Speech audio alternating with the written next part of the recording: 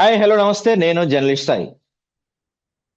ప్రధానమంత్రి మోడీ గారు హైదరాబాద్ పర్యటనలో భాగంగా కొన్ని కీలకమైన సంచలనమైన వ్యాఖ్యలు చేశారు. తర్వాత వేరే రాష్ట్ర పర్యటనకి వెళ్ళినప్పుడు కూడా ఇంకొంచెం వాటిని కంటిన్యూ చేశారు. మొత్తం మీద అయితే ఆయన దాదాపుగా దేశ ప్రజలందరూ కూడా అందరూ కూడా అనుసరించాల్సిన ఒక 9 సూత్రాలు చెప్పారు. ఉదాహరణకి గోల్డ్ కొనొద్దు, పెట్రోల్ డీజిల్ ఎక్కువ వాడొద్దు, software companies work from home ఇచ్చేయాలి, విదేశీ ప్రయాణాలు పెట్టుకోవద్దు, ఎక్కువ డబ్బులు ఖర్చు చేయొద్దు. ఇట్లాంటి అంశాలన్నీ కూడా మోడీ గారు మాట్లాడారు. అసలు దీని గురించి పెద్ద ఎత్తున చర్చ జరుగుతుంది, రచ్చ జరుగుతుంది. అంటే మోడీ గారి ఫెయిల్యూర్స్ అన్ని మిడిల్ క్లాస్ మీద వాళ్ళు నెట్టే ప్రయత్నం చేస్తున్నారని రాహుల్ గాంధీ గారు ఆరోపణ చేస్తూ ఉన్నారు. కొంత ప్రజల నుంచి వ్యతిరేకత వ్యక్తం అవుతుంది, కొంత ఆ, మేధావర్గం నుంచి కూడా వ్యతిరేకత వ్యక్తం అవుతుంది. అసలు మోడీ గారు చెప్పిన ఈ 9 సూత్రాల వల్ల మనకి నష్టం జరగబోతుందా, లాభం జరగబోతుందా? ఎందుకు అంటే ఒక ఏదైనా యుద్ధం జరుగుతుంటే లేదా ఏదైనా పాండమిక్ లాంటి సిచ్యువేషన్ వస్తే ఇలాంటివన్నీ చెప్తారు. ఇప్పుడు అలాంటి సిచ్యువేషన్ ఏమి ఇండియాకి లేదు కదా. అయినప్పటికీ కూడా మోడీ గారు ఎందుకు ఇలాంటి అంశాలు చెప్పారు? అసలు ఏం జరుగుతుంది దేశంలో? ఇలాంటి అంశాలన్నీ కూడా మనతో మాట్లాడడానికి founder and CEO of realtor oxygen, legendary award winner, TEDx speaker doctor Nandi Rameshwara గారు ఉన్నారు. సార్తో మాట్లాడదాం. నమస్తే సార్. సార్, ముందుగా అంటే మోడీ గారు చెప్పిన 9 సూత్రాలు అంటే అవి ఏదన్నా పాండమిక్ గతంలో మనం కరోనా టైంలో అట్లాంటి సంఘటనలు చూసాం, సిచ్యువేషన్స్ చూసాం. ఇప్పుడైతే ఇండియాకి డైరెక్ట్ గా యుద్ధం వచ్చే పరిస్థితి కూడా ఏమి కనపడతలేదు. అంటే ఏమన్నా యుద్ధం రాబోతుందా? ఏ కాంటెక్స్ట్ లో ఆ అంశాలు చెప్పారంటారు మోడీ గారు? సో మోడీ గారు ఏంటంటే స్టెప్ బై స్టెప్ ఇంక్రిమెంట్ ఇలా పెరుగుతుంది. సో ఇప్పుడున్న వాతావరణంలో మీరు చెప్పేది వాస్తవం. ఎందుకంటే యుద్ధాలకి మనం చాలా దూరంగా ఉన్నాం. మనకు వచ్చిన ట్యాకిల్ చేసే సిచ్యువేషన్ మనకుంది. ఇప్పుడు చైనా కానీ, పాకిస్తాన్ కానీ, లేకపోతే ఇరాన్, ఇజ్రాయెల్ అన్నీ మనకంటే చాలా తక్కువ లెవెల్లో ఉన్నాయి. అంటే ఆ ఎఫెక్ట్ లో మనల్ని మనం ప్రొటెక్ట్ చేసుకోవడానికి నరేంద్ర మోడీ ఎనార్మస్ ప్లాన్స్ ఉన్నాయి. ఎప్పుడైనా యుద్ధానికి వచ్చినా ఇప్పుడు చూడండి, గ్యాస్ షార్టేజ్ అంటున్నారు. మనకేం షార్టేజ్ లేదు, దొరుకుతున్నాయి. దొరుకుతాయి కమర్షియల్ కానీ. సో అక్కడ బయట ఫీల్ చాలా ఇప్పుడు ఇరాన్ సముద్రం మధ్యలో కేబుల్స్ కట్ చేస్తామని ధమకిస్తున్నారు. ఇప్పుడు ఇరాన్కి ఇజ్రాయల్కి తేడా ఏంటంటే, ఇరాన్ ఏమంటాడు, ఖమేనీని మీరు ఎందుకు చెప్పారు అసలు మా లీడర్ని చెప్పే ముందు మాతో నెగోషియేట్ చేయొచ్చు కదా, మీరెవరు మా లీడర్ని చెప్పేం తగాదాలను ఇబ్బంది అని మొదలుపెట్టి మా హక్కులు మాకు ఇవ్వండి అంటున్నారు. ఫైట్ చేసేది వాళ్ళ హక్కులు వాళ్ళకి గుర్తించట్లేదు. అదే మోడీ గారు పెట్టినప్పుడు వర్క్ ఫ్రమ్ హోమ్ కానీ, లేకపోతే పెట్రోల్స్ కానీ, ఇన్ఫ్లేషన్ కానీ, తర్వాత జియో పొలిటికల్ కండిషన్స్ కానీ, అట్లా రకరకాల విషయాలు అంశం. డాలర్ స్ట్రాంగ్, ట్రంప్ ఏంటి డాలర్ని స్ట్రాంగ్గా చేసుకుంటున్నాడు, మన రూపీని వీక్గా చేస్తున్నాడు. అంటే చాలా ప్రజలు కొంత తెలియపోవచ్చు, ఇలిటరేట్స్కి. డాలర్ ఈరోజు రూ. 93 అంటే వీక్ అయింది. రేపు పొద్దుట రూ. 100 అనేది ఇంకా వీక్ అవుతున్నాం. డాలర్స్ ఎప్పుడైతే రేట్ తగ్గుతుందో $1 $1 మనం స్ట్రాంగ్ అయినట్టు. అది చాలా మంది అడిగారు కూడా చెప్తున్నారు. So for example work from హోమే తీసుకున్నాం. వర్క్ ఫ్రమ్ హోమ్ తీసుకుంటే కరోనా టైంలో 2-3 సంవత్సరాలు వచ్చినప్పుడు 2-3 సంవత్సరాలు బాగా వాడుకున్నారు. ఆఫీసులు ప్లేస్ అయిపోయింది. అంటే రియల్ ఎస్టేట్కి ఎలా ఇంపాక్ట్ అనేది కనెక్ట్ చేస్తున్నారు. సో వర్క్ ఫ్రమ్ హోమ్ పెట్టే వాళ్ళు ఆఫీసులు ఖాళీ అయిపోయాయి, కంపెనీలు ఖర్చులు తగ్గినాయి, అవుట్పుట్ తేడా వచ్చింది. కొన్ని కంపెనీలు బాగా చేసిన కొన్నిట్లో తేడా వచ్చింది.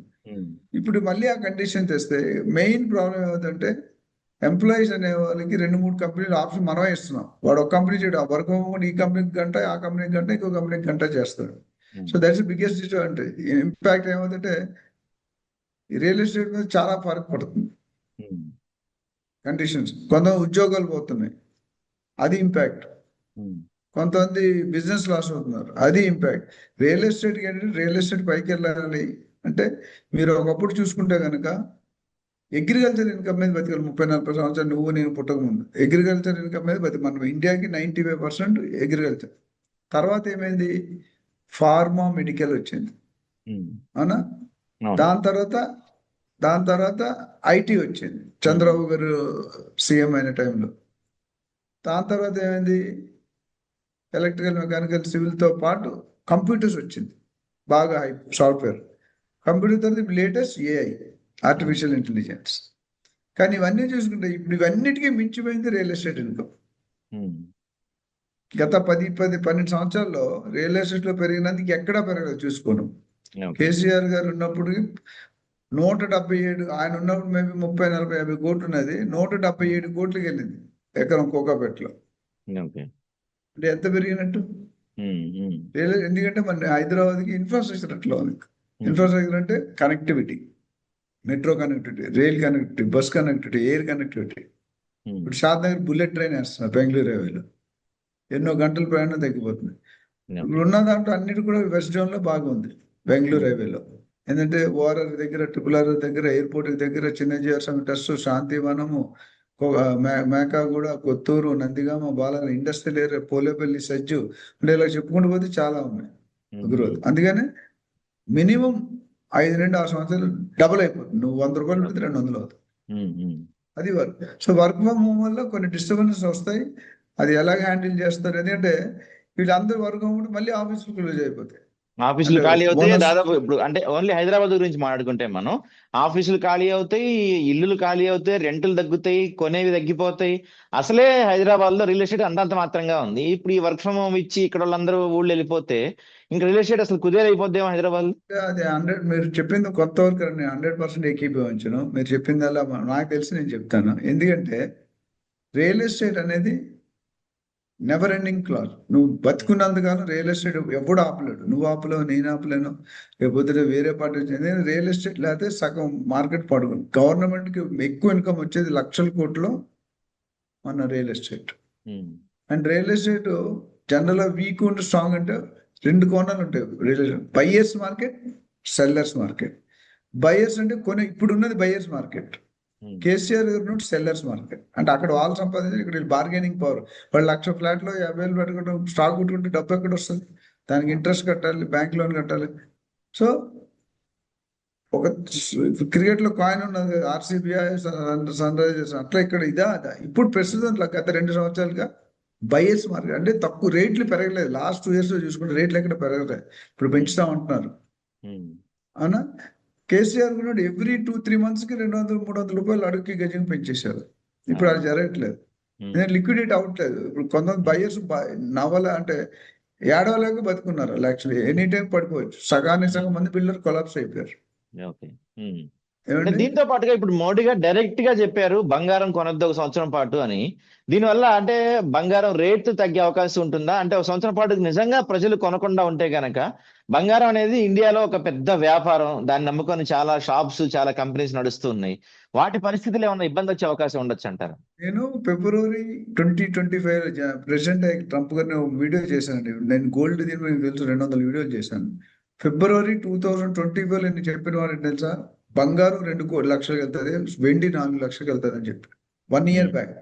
ఓకే. ఇప్పుడు చూసుకుంటే కన్నా 1,90,000 వెళ్ళింది గోల్డ్ హైయెస్ట్. నేనంత చెప్పాను 2 lakhs చెప్పాను. 2 lakhs చెప్పారు. అవును. సిల్వర్ అని చెప్పి 4 లక్షలు చెప్పాను. 4,10,000 వెళ్ళింది. అంటే ఇదంతా ఒక జగన్ నాటకం ఉంటుంది తెలుగులో. ఇది ఒక మాఫియా.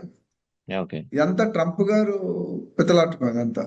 ఎందుకంటే ట్రంప్కి ఒకటే ఏంటంటే వరల్డ్ కామన్ కరెన్సీ ఏంటో తెలుసు? ప్రపంచంలో కామన్ కరెన్సీ ఏంటి?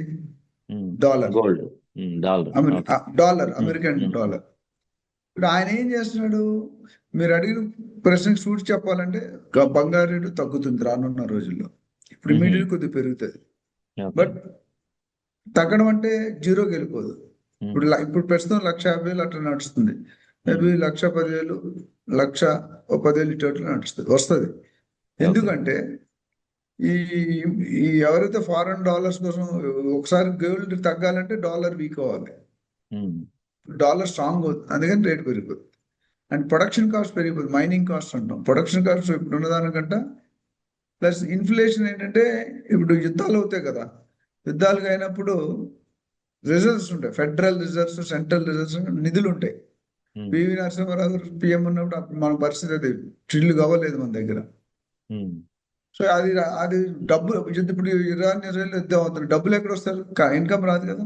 అప్పుడు బతకాలంటే ఏం చేయాలి? వాళ్ళ దగ్గర ఉన్న నిధుల్ని బయటకు అమ్మేశారు. 1,000 టన్నులు, 2,000 టన్నులు. అప్పుడేమోది స్లో రేట్ పడిపోతుంది. పాకిస్తాన్ ఇంకో 1 week అని ఫైట్ చేసి ఉంటే వాళ్ళు ఆర్పి కొలాప్స్ అయిపోయారు, అందుకని కాల్ పట్టేశారు వాళ్ళు. ఇప్పుడు కూడా గోల్డ్ కానీ సిల్వర్ కానీ, సిల్వర్ ఆల్రెడీ బాగా తగ్గిపోయింది. 4,25,000 నుండి 2,50,000 వచ్చింది. చూస్తే చాలా వరకు తగ్గింది. రానున్న వాళ్ళు ఎందుకంటే యూసేజ్. సిల్వర్కి ఎందుకు అసలు రేటు పెరిగింది, గోల్డ్కి ఎందుకు రేటు పెరిగింది మీకు చెప్తాను. గోల్డ్ ఎందుకు పెరిగింది? స్టాక్ మార్కెట్ కుదేలవుతుంది. ఎప్పుడు పెరుగుతుందో, ఎప్పుడు తగ్గుతుందో మీకు తెలియదు. రియల్ ఎస్టేట్లో అట్లా ఉండదు. Gold Yep. అంటుంది, గోల్డ్ ఏంటంటే ఇమీడియట్ క్యాష్, మీరు ఇప్పుడు కావాలంటే నెక్స్ట్ మినిట్ డబ్బులు వస్తాయి. Mm. స్టాక్ మార్కెట్లో రావు, అవునా? Okay. Mm. రెండోది, ఈ స్టాక్ మార్కెట్ కుదేలై రియల్ ఎస్టేట్ స్లోగా ఉండడం వల్ల పీపుల్ గాట్ కాన్ఫిడెంట్, గోల్డ్ మీద పెడితే లాస్ ఉండదు. Okay. Mm. అలా కొనే వాళ్ళందరూ ఎక్కువైపోయారు. 80,000లో కొన్నాడు 1,50,000 అమ్ముతున్నాడు, ఎంత లాభం? 100%. Mm. అలా కొనుక్కుంటూ పోయారు. కానీ Okay. గత 2-3 నెలలుగా తగ్గుతూ వస్తుంది. ఎందుకు? ఎవడైతే అమ్మేవాడు కొన్నాడో వాళ్ళందరూ అమ్మేస్తున్నారు, ప్రాఫిట్ మార్జిన్. అప్పుడు Mm. కొనేవాడు తగ్గిపోయాడు. Okay. అప్పుడు Mm. కొనేవాడు ఎక్కువాడు, ఇప్పుడు కొనేవాడు తగ్గిపోయాడు. అందుకని Mm. డిమాండ్ సప్లై గ్యాప్ అంటాం మనం. Okay. డిమాండ్ ఎక్కువ ఉంటే రేట్ ఎక్కువ ఉంటుంది, సప్లై తక్కువ ఉంటే రేట్, అట్లా కాంట్రవర్సీ. డిమాండ్ ఉండడం వేరు, డిమాండ్ లేకపోవడం వేరు. సప్లై ఉండడం వేరు. రియల్ ఎస్టేట్లో 1,00,000 ఫ్లాట్లు ఉన్నాయంటారు, రేట్ ఎందుకు పెంచగలరు? రేటు పెంచలేరు. Mm. సో ఈ టెక్నాలజీ ఫాలో అవుతున్నారు. So Okay. దానివల్ల సిల్వర్ ఎందుకు? ఈవీ వెహికల్స్ వాడుతున్నారు, సెమీ కండక్టర్స్ వాడుతున్నారు. Mm. సిల్వర్ అంతకుముందు మనం పూజ సామాన్లకు వాడుకునేవాం, Mm. ఇప్పుడు అలా లేదు. పూజ సామాన్లతో పాటు ఎప్పుడైతే ఇండస్ట్రీ మ్యాసివ్ కన్జంప్షన్ అవుతుందో దాన్ని కొనేవాడు ఎక్కువ ఏం చేస్తున్నారు, రేట్ పెంచేస్తున్నాం కదా. Mm. ఇప్పుడు ఊబర్ ఉన్నాడు, 5 రూపాయలు 4 రూపాయలు కిలోమీటర్ మొదలు పెట్టాడు, ఈ రోజు 50 రూపాయలు అనుకోండి, తీసుకుంటాం లేదు ఊబర్? అవును. తీసుకుంటున్నాం, Mm. అవునా? అవును. సో ఆ విధంగా చూసుకుంటే సిల్వర్ ఏం చేసి చైనా వాళ్ళు ఒక రూల్ గా కొత్త టెక్నాలజీలో కనిపెట్టి, అంతకుముందు 100 కేజీలు వాడితే ఇప్పుడు 34 కేజీలే వాడుతున్నారు. ఈ 66 కేజీలకి ఒక కొత్త టెక్నాలజీలో కాపర్ మీద సిల్వర్ కొట్టేసి వాడేస్తుంది, సిల్వర్ కోటింగ్. Okay. కన్జంప్షన్ తగ్గిపోద్ది కదా. Mm. అట్లా రకరకాల పద్ధతుల్లో ఇంపాక్ట్ ఉంది. అంటే వార్లు అయినప్పుడు కూడా, పొలిటికల్ కండిషన్ ఉన్నప్పుడు ఈ రేట్లు వేరియేషన్ చెప్తాయి. తర్వాత బ్యారెల్ $40-30 ఉన్న బ్యారెల్ ఇప్పుడు $90-100 అయిపోయింది. Mm. మరి ఆ ఇంపోర్ట్స్ కావాలి అంటే ఎవరైతే ఫారెన్ కంట్రీ వస్తే ఆ కంట్రీ స్ట్రాంగ్ ఉంటుంది. ఇప్పుడు మనం వేరే కంట్రీలో కొంటే వాడికి మనం ఏమి ఇస్తాం? ఫారెన్ కరెన్సీ ఇవ్వాలి. అంటే ఆ కంట్రీ కరెన్సీ పెరుగుతుంది. మీకు Yeah. అర్థమవుతుందా? అర్థమైంది. సో అది పెరిగినట్టు దాని డాలర్ వాల్యూ పెరిగిపోతుంది. ప్లస్ ఎక్స్చేంజ్ రేట్ అంటాం, dollar to rupee conversion, rupee to dollar conversion కొద్ది డబ్బులు పోతాయి. ఇప్పుడు మనం కొన్నప్పుడు సపోజ్ $5,000 ఇండియన్ కరెన్సీ 90 రూపాయలు అంతా తీసుకుని ఉంటుంది. మనం డబ్బులు కట్టేటప్పుడు 2 నెలల తర్వాత రేటు మారిపోతుంది, కన్వర్షన్ రేట్. అవును. Mm. అటు తగ్గొచ్చు, ఇటు పెరగచ్చు. సో ఆ Right. ఇంపాక్ట్ ఉంటుంది. యుద్ధాల ఇంపాక్ట్, జియో పొలిటికల్ కండిషన్, వారు, Mm. ప్లస్ ఈ ఇన్వెస్ట్మెంట్ రేషియో, బ్యాంకులు రేట్ తగ్గించారు, రెపో రేట్ అంటారు, అది పెంచుతూ పోతే కష్టం. ఇప్పుడు Okay. Federal bank governor resign చేశాడు అమెరికాలో, ట్రంప్ గారితో పాటు. అవును. ఎందుకు రిజైన్ చేయడం? వీడి పట్ల వీడు ఇంట్రెస్ట్ పెంచుంటాడు, వాడు ఇంట్రెస్ట్ తగ్గిమంటాడు. సో ఇలా అన్ని కూడా కర్ణుడి చౌక 100 కారణం, ఇవన్నీ కారణాలే. Right sir. అయితే అంటే మీరు చాలా సీనియర్, దాదాపు 30 సంవత్సరాల నుంచి మీరు ఇంటూ రియల్ ఎస్టేట్ కావచ్చు, లేకపోతే ఈ గోల్డ్ సిల్వర్ ఇందులో మీరు ఉన్నారు.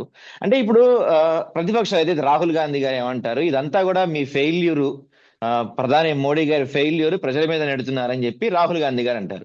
మా బీజేపీ వల్ల ఇదే మొదటిసారిగా దేశంలో జరగటం. గతంలో కూడా కొన్ని సందర్భాల్లో స్వయంగా ప్రధానులే చెప్పారు గోల్డ్ కొనొద్దు అని, లేకపోతే ఇట్లాంటివన్నీ చెప్పారని చెప్తున్నారు. అంటే మీ ఒపీనియన్ ఏంటి సార్? ఇది ప్రభుత్వం ఫెయిల్యూరా, లేకపోతే ప్రభుత్వం ముందస్తుగా తీసుకుంటున్న చర్యలుగా చూడొచ్చా వీటిని మనం?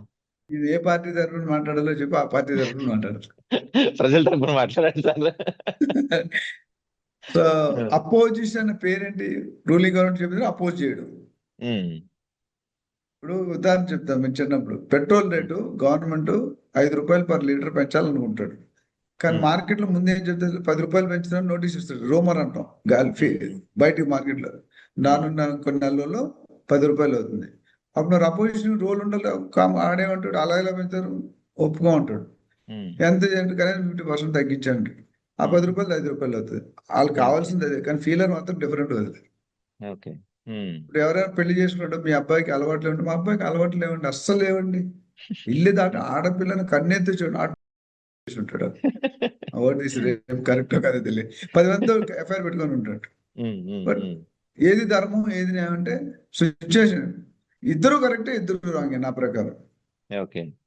అయితే నేనంటే పబ్లిక్ లో ఏ పార్టీ మీరున్నా పబ్లిక్ ఏం జరుగుతుంది, పబ్లిక్ ఏం బెనిఫిట్ ఉందని చూడాలి.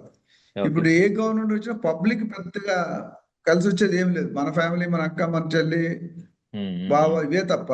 మీరు చూడండి ఏ గవర్నమెంట్, ఒక గవర్నమెంట్, ఏ గవర్నమెంట్ వచ్చినా ఫస్ట్ వాడు ఫ్యామిలీ డెవలప్ అవుతుంది. పబ్లిక్ 10% చేస్తే 90% వాళ్ళు బెనిఫిట్ ఉంటుంది. పబ్లిక్ కొంతమంది సీఎంస్ బాగా చేశారు, పిఎం కానీ కొంతమంది మేనిఫెస్టో వర్క్ చేస్తారు. So okay. రానున్న రోజుల్లో మోడీ గారు అంటే ముందు చూపు ఎక్కువ, ఫోర్కాస్ట్.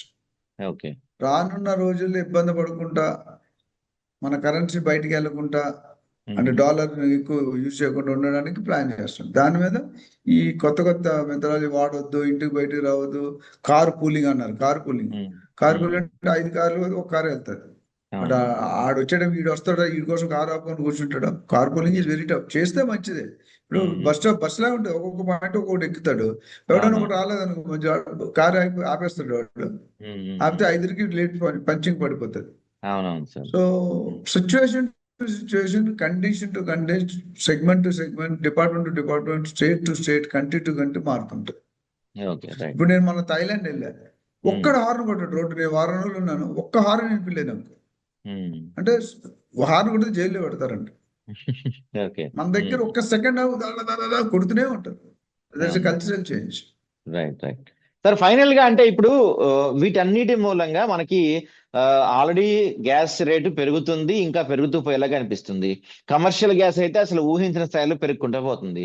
ఈ పెట్రోల్ డీజిల్ రేట్లు కూడా పెంచుతారని ఒక వార్త వినిపిస్తుంది. దీనివల్ల డైరెక్ట్ గా ఇండైరెక్ట్ గా బాగా సఫర్ అవుతుంది మిడిల్ క్లాస్ పర్సన్. సో ఈ మిడిల్ క్లాస్ పర్సన్ కి మరింతగా కష్టాలు పెరిగే అవకాశం ఉండొచ్చు అంటారా, మీ అభిప్రాయం? కొంతవరకు 100% పెరగదు. కొంత ఏంటంటే మన మీద కంట మనం ఎవడ ఎదుర్కొన్నా వాడి మీద డిపెండ్ అయి ఉంటుంది రేట్లు. ఎందుకు?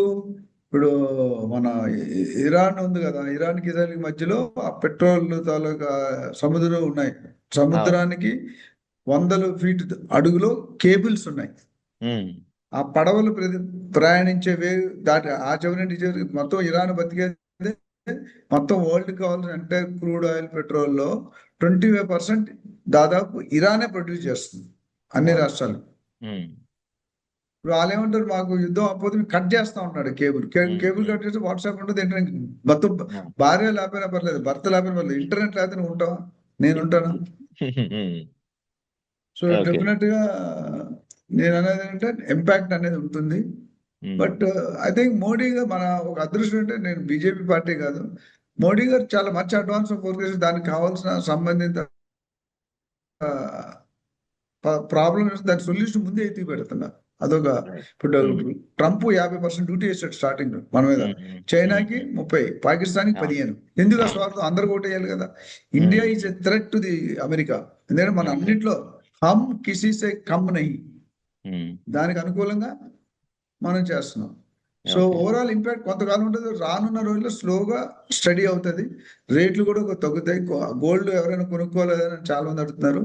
అత్యవసరమై పెళ్లి ఆగిపోతుంటే కొనండి, అప్పులు చేసి కొనకండి. ఎందుకంటే రేట్ డెఫినెట్ గా నేను చెప్పాను తగ్గింది, ఇంకా తగ్గుతుంది. అయితే రేపు తగ్గుతుంది, రేపు 3-4 మంత్స్ అయితే టైం పడుతుంది. డెఫినెట్ గా మరి ఎక్కువ పెరిగే అవకాశాలు తక్కువ ఉన్నాయి.